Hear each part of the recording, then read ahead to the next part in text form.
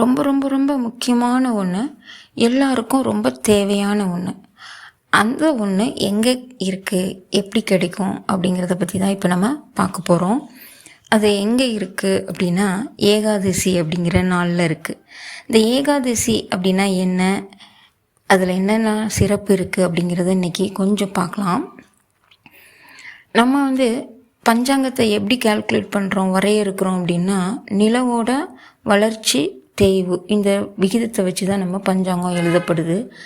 நிலவோட வளர்ச்சி அப்படிங்கிறது அமாவாசையிலேருந்து தொடங்கி ஒரு 15 நாள் வளர்ந்து 14 நாள் வளர்ச்சி அடைஞ்சு 15ஆவது நாள் முழு நிலவாக இருக்கும். அப்புறம் அந்த சந்திரன் தேய ஆரம்பிக்கும். திருப்பி அமாவாசையாக இருளாக முழுவதும் சந்திரன் தெரியாத அளவுக்கு மறைவார். பூமியிலேருந்து பார்த்தா சந்திரன் தெரிய மாட்டார். அந்த நாளை நம்ம அமாவாசைன்னு சொல்லுவோம். ஸோ இந்த தேய்தல் 15 நாள் நடக்கும். தேய்தல் முழுமை அடைகிறது 15ஆவது நாள். அதேமாதிரி வளர்ச்சி முழுமை அடைகிறது 15ஆவது நாள்.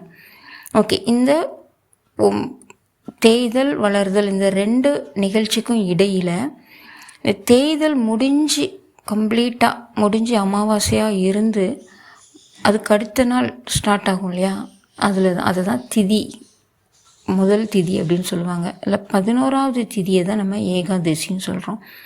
இந்த 11ஆவது நாள் நிலவு தேய்ந்து அல்லது வளர்ந்து வரும் 11ஆவது நாள் அப்படிங்கிறது ரொம்ப ரொம்ப ரொம்ப முக்கியமான நாள். அந்த நாளில் நாம் சாப்பிடாமல் இருந்தால் ரொம்ப நல்லது. முக்கியமாக சாப்பிடாம இருக்க முடியல நமக்கு அப்படின்னு தோணுச்சு அப்படின்னா கொஞ்சம் பழங்கள் எடுத்துக்கோங்க. ஆனால் அரிசி பருப்பு வகைகளை நீங்கள் தவிர்த்துடணும். உளுந்து துவரை இந்த மாதிரி உணவு வகைகளையும் தவிர்த்துடணும். இந்த மாதிரி உங்களுக்கு இருக்க முடியல அப்படின்னா கொஞ்சம் பால் சேர்த்துக்கோங்க, பழம் சேர்த்துக்கோங்க. சரி, ஏன் நான் இதை முக்கியமாக கடைப்பிடிக்கணும், இதனால் எனக்கு என்ன பலன் அப்படின்னா, உங்களுக்கு எங்கேயுமே கிடைக்காத பலன் கிடைக்கும். அது எப்படின்னா சொல்கிறேன். ஸோ இந்த ஏகாதசியில் நான் விரதம் இருக்கிறேன், எனக்கு ஏதோ கிடைக்குதுங்கிறீங்க. நான் அதை ரொம்ப இம்பார்ட்டண்ட்டாக பார்த்துக்கணுமா, அதில் நான் எதாவது செய்யக்கூடாதுன்னா, ஆமாம், நீங்கள் செய்யக்கூடாது. இந்த நகம் வெட்டுறது, முடி வெட்டுறது, சவரம் செய்கிறது, இந்த மாதிரி விஷயங்கள்லாம் அன்னைக்கு நீங்கள் தவிர்த்துடணும். சப்போஸ் உங்கள் வீட்டில் யாருக்காவது அன்னைக்கு காரியங்கள் கொடுக்க வேண்டிய நாளாக வந்திருந்தால் கூட நீங்கள் மறுநாள் தான் கொடுக்கணும். அந்த ஏகாதசி அன்னைக்கு நீங்கள் முழுவதும் மௌனமாக எந்த உணவுமே எடுத்துக்காமல் பெருமாளை நினச்சி விரதம் இருக்கிறது ரொம்ப ரொம்ப ரொம்ப சிறப்பு. மனது ரொம்ப அமைதியாக இருக்கணும். இந்த காலகட்டத்தில் டிவி இல்லாத வீடே கிடையாது. டிவி அது ஓடாமே இருக்கிறது கிடையாது. நீங்கள் பார்க்குறீங்க, பார்க்கல, அது ரெண்டாவது. ஆனால் அதோட சத்தம், விளம்பரங்கள், அதோட ஒளி நீங்கள் காதில் விழுந்துக்கிட்டே இருக்குது. இந்த காதில் மோதுகிற சத்தம் மூளைக்கு போய்கிட்டே இருக்கும், ரெக்கார்ட் ஆகிட்டே இருக்கும். நீங்கள் அது அதுக்கு இடம் கொடுக்கவே கூடாது. டிவியை ஆஃப் பண்ணிடுங்க. சப்போஸ் தனியாக இருக்கிறீங்க, பிள்ளைங்கள்லாம் ஸ்கூலுக்கு போயிட்டாங்கன்னா ரொம்ப நல்லது.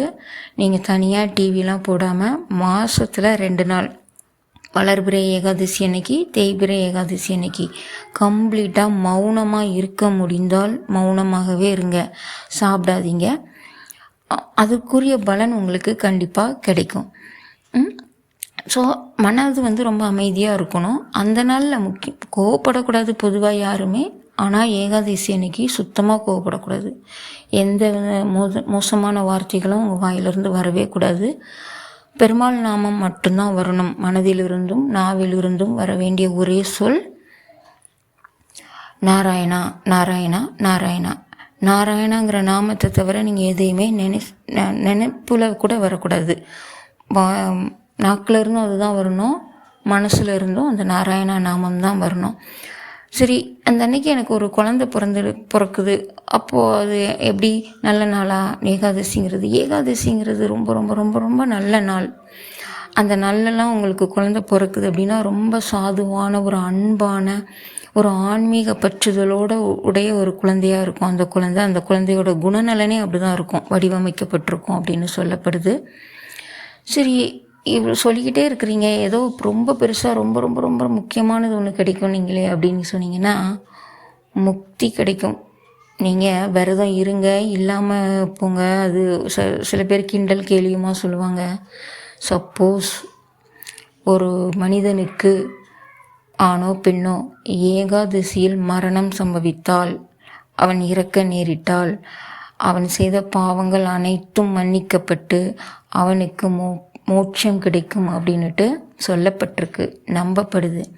ஸோ உங்களுக்கு நீங்கள் உங்களை தெரிஞ்சு தெரியாமையும் தவறுகள் செஞ்சுருக்கோம், தப்பு செஞ்சுருக்கோம் அப்படின்னு நினச்சா வேண்டிக்கோங்க இறைவனிடம், இறைவா என்னை ஏகாதசியில் எடுத்துக்கோ அப்படின்னு சொல்லிட்டு. நீங்கள் எது நினைக்கிறீங்களோ அது நடக்கும். ஏகாதசியில் நம்ம போகணும், வைகுண்டம் போகணும்னு நினைங்க, கண்டிப்பாக கிடைக்கும். உங்கள் பாவங்கள்லாம் போயிடும். ஸோ நமக்கு தேவையானது ஓகே, இந்த உலகத்தில் சின்ன சின்ன விஷயங்களை ஆசைப்பட்டு வாங்குகிறோம், அனுபவிக்கிறோம், தவறு ஏதோ நடந்துருது. ஆனாலும் கடைசியான ஆசை, முக்திக்கும் ஆசை ஏற்படுறோம். அந்த ஆசை நிறைவேறணும்னா ஒரே ஒரு வழி தான். என்ன வழி அப்படின்னு பார்த்திங்கன்னா, ஏகாதசியில் நாம் இவ்வுலகை விட்டு பிரிய வேண்டும். நன்றி.